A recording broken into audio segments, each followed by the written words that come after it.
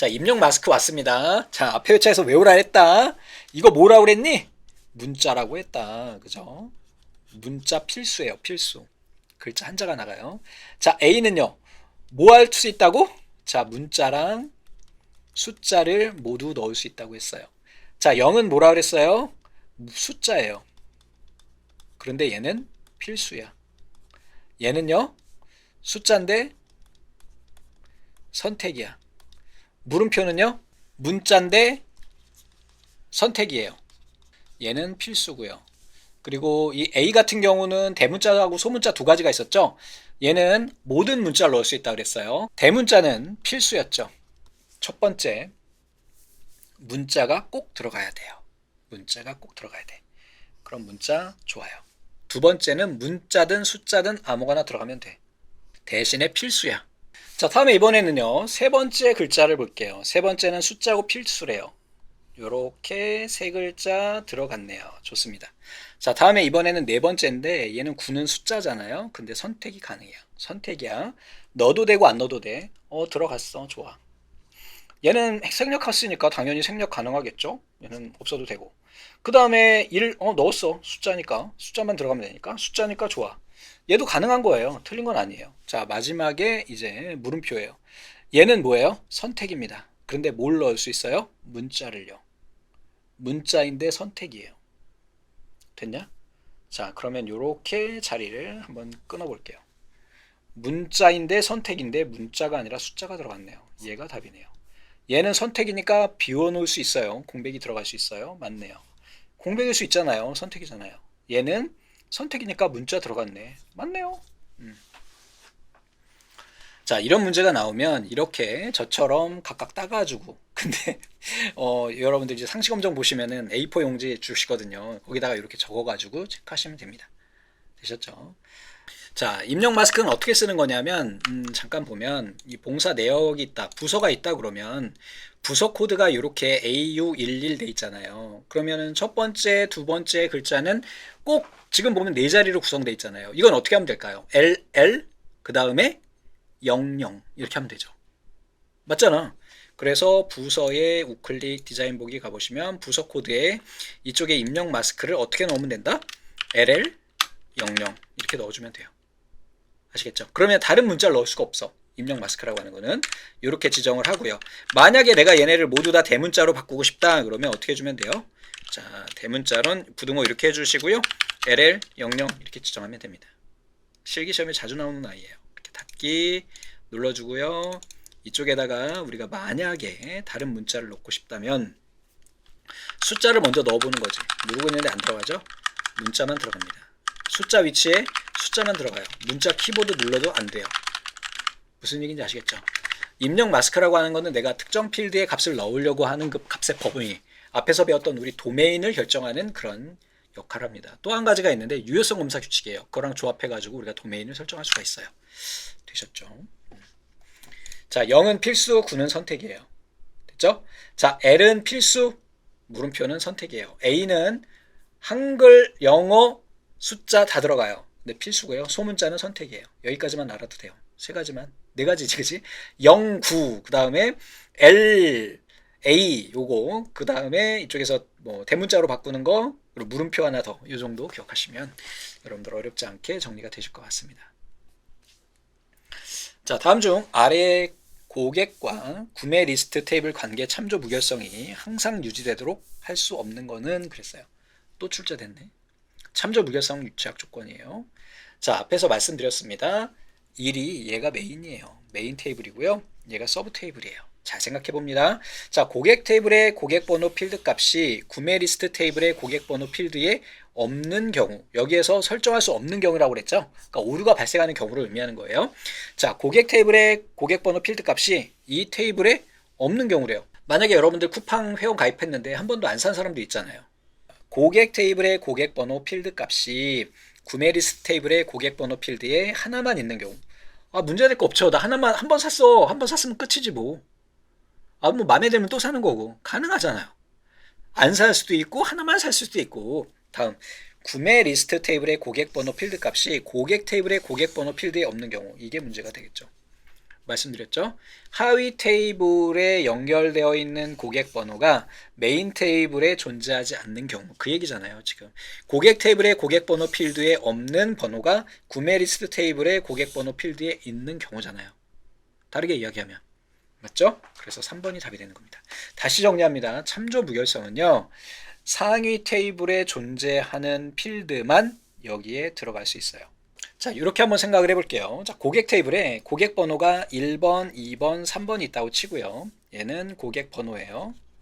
구매 리스트 테이블에 구매 번호와 얘는 9번이고요. 그 다음에 얘는 9번이에요. 이 9번으로 바꿔볼게요.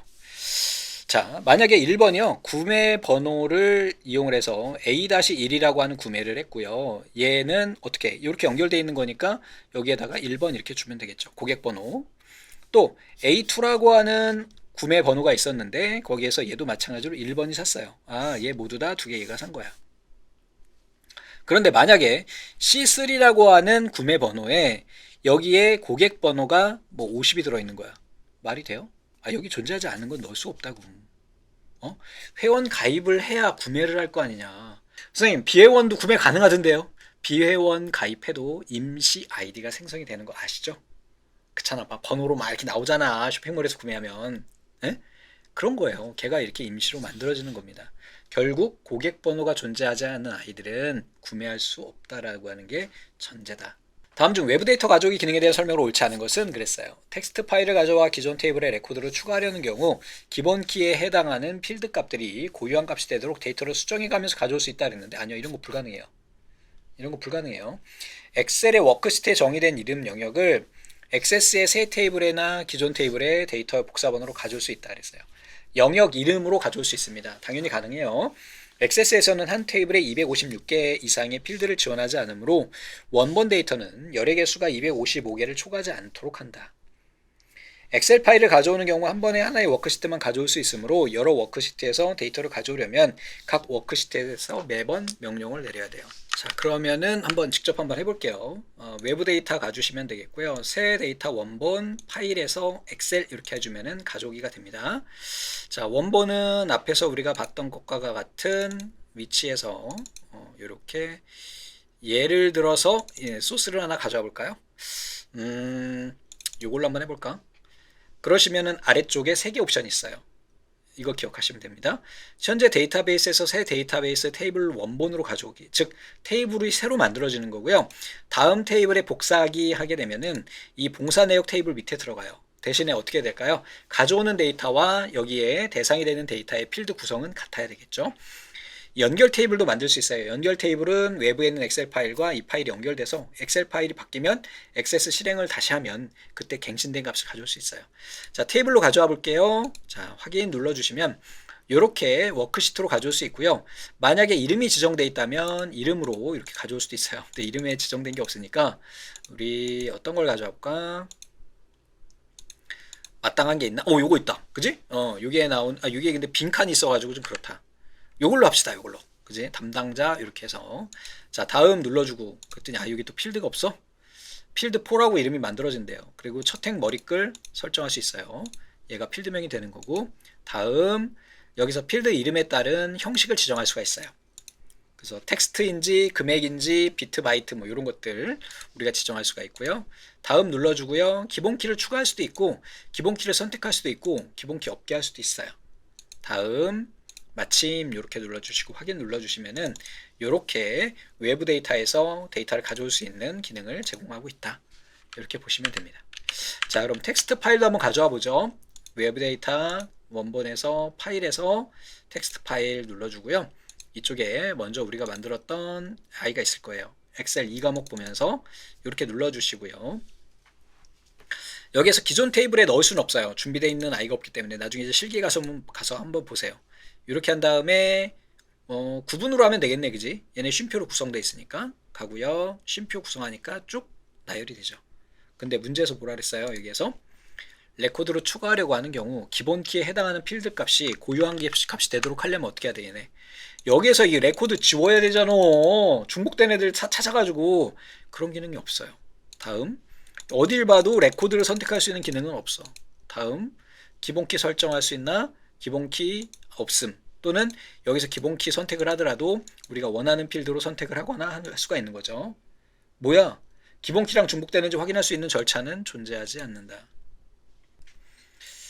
자, 되셨고요. 54번 한번 또 보겠습니다.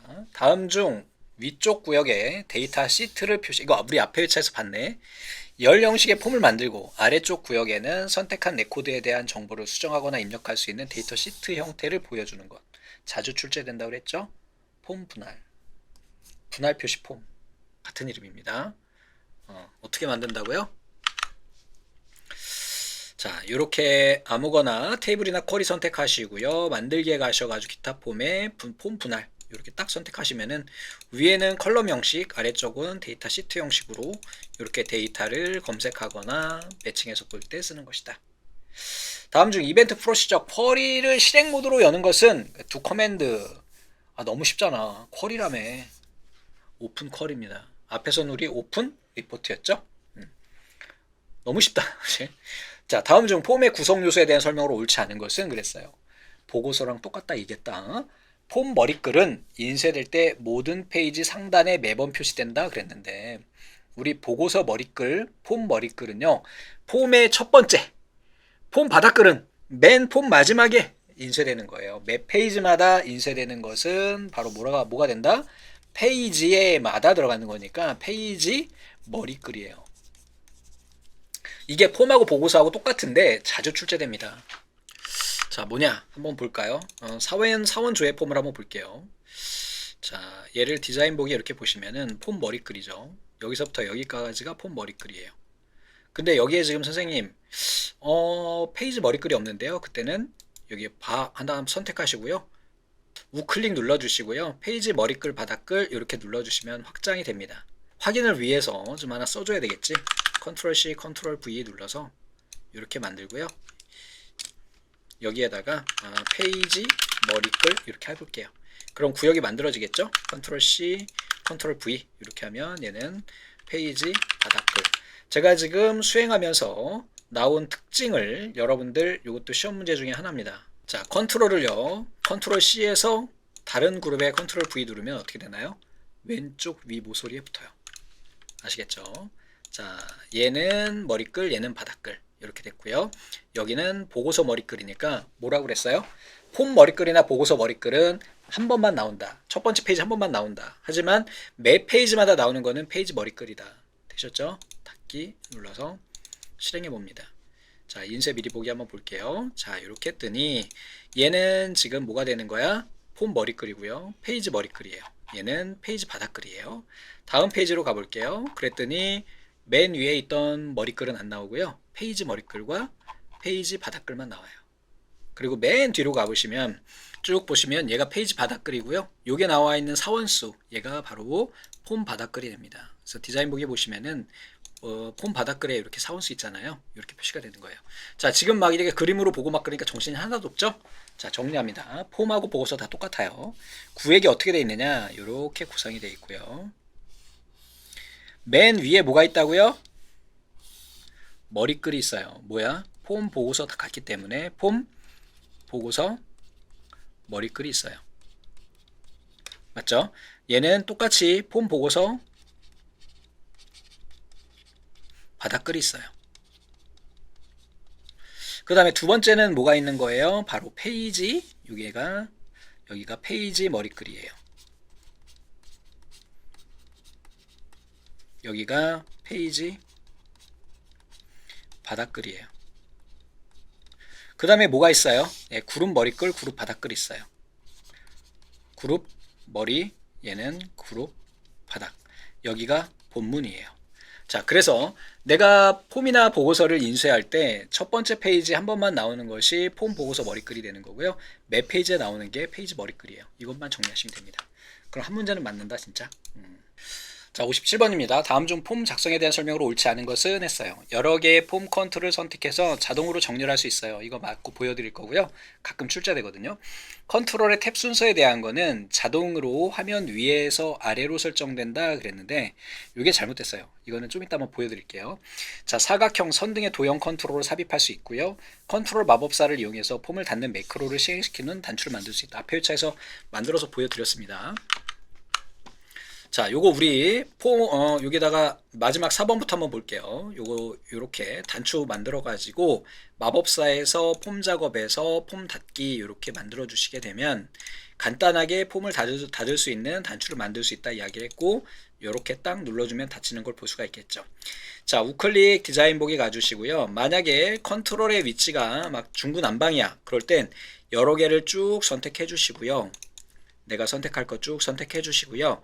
위에 정렬에 가보시면은 맞춤이 있어요. 그래서 얘를 위쪽으로 딱 맞춰주면 내가 선택한 것을 기준으로 해가지고 위쪽으로 쭉 맞춰집니다. 직급이 선택이 안 됐네요.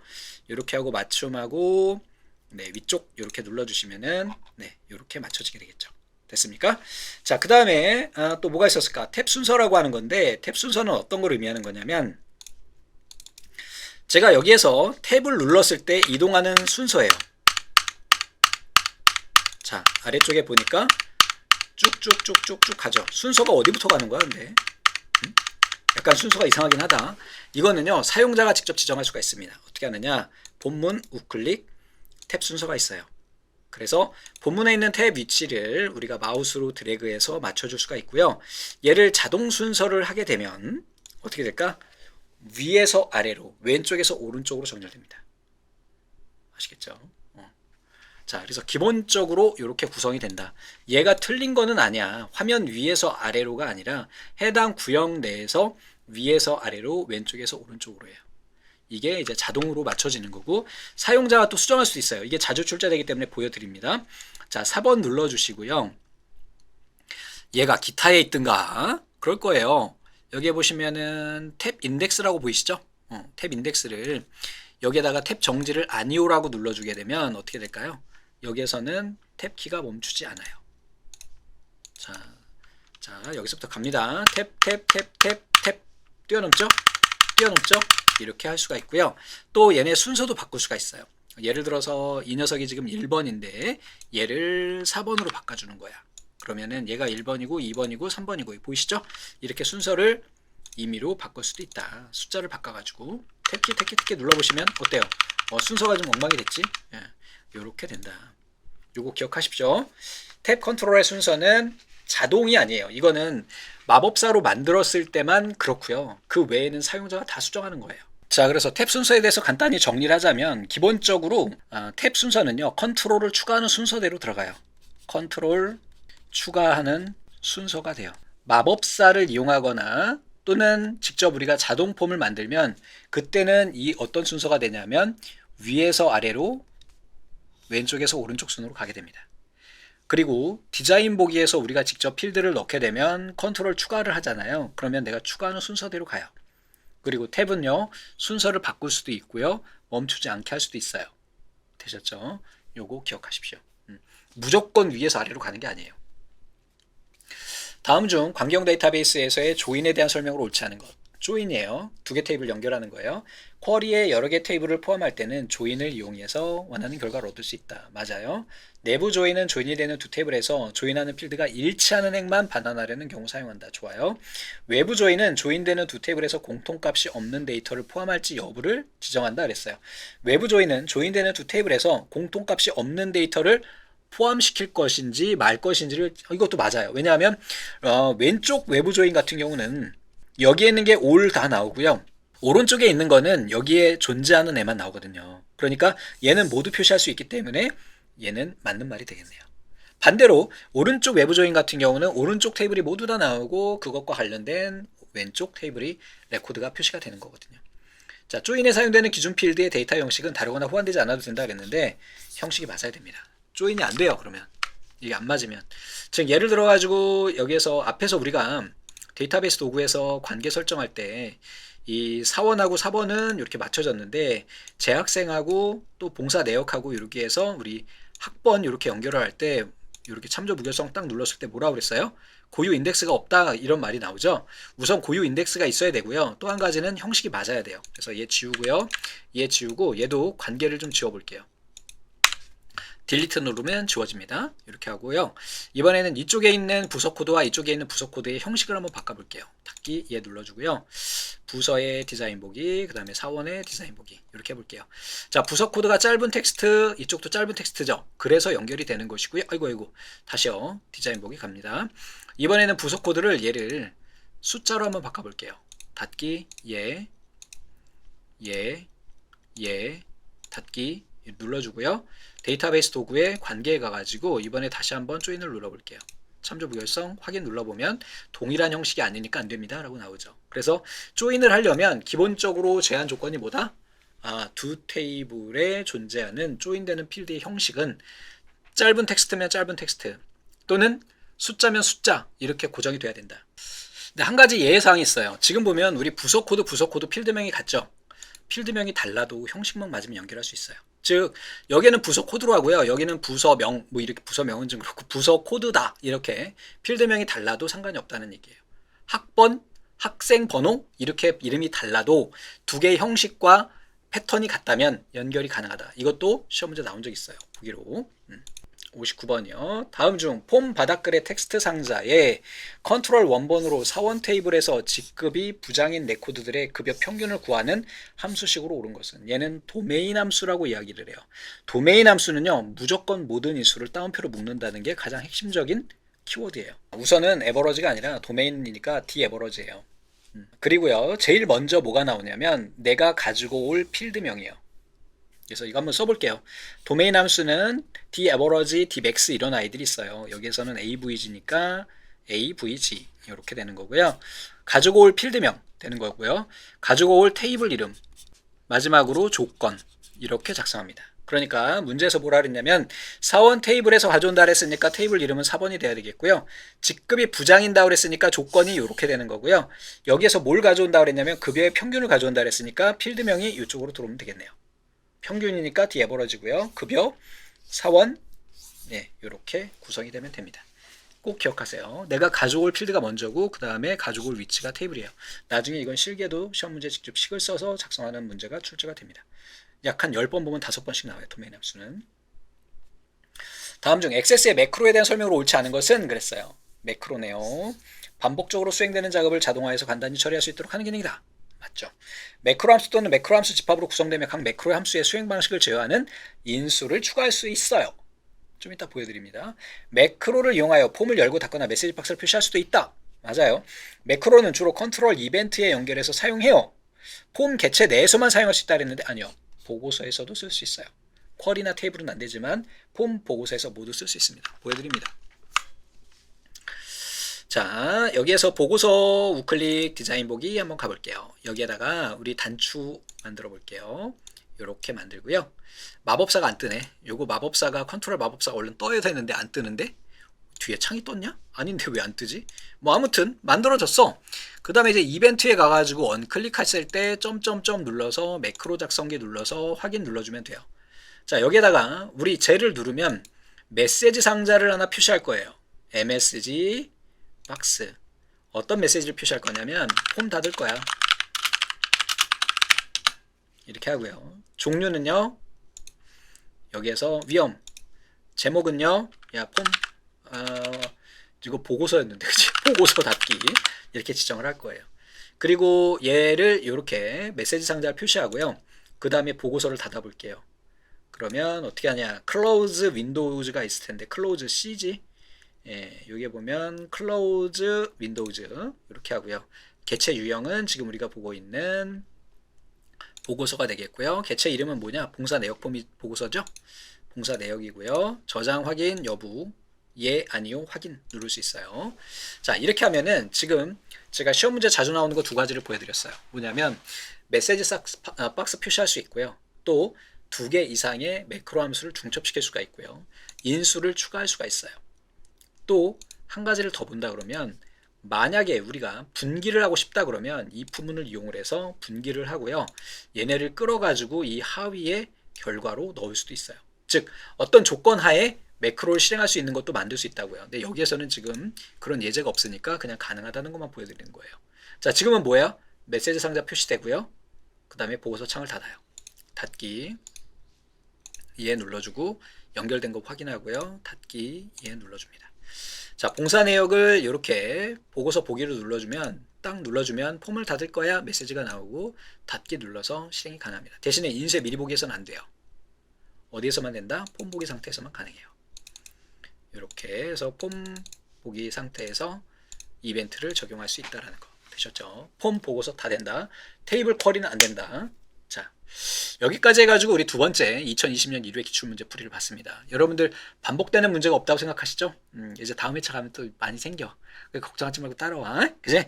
따라와. 오늘 여기서 마무리하겠습니다. 두목내 문제은행 시스템 이용해서 여러분들 꼭 오늘 봤던 문제 다시 한번 풀어보시기 바랍니다. 시간이 없다고요? 그럼 뭐 운전은 안 되지. 지하철 타거나 버스 타고 가다가 스마트폰으로도 볼 수 있으니까 꼭 한번 복습 부탁드립니다. 긴 시간 굉장히 고생 많으셨습니다. 감사합니다.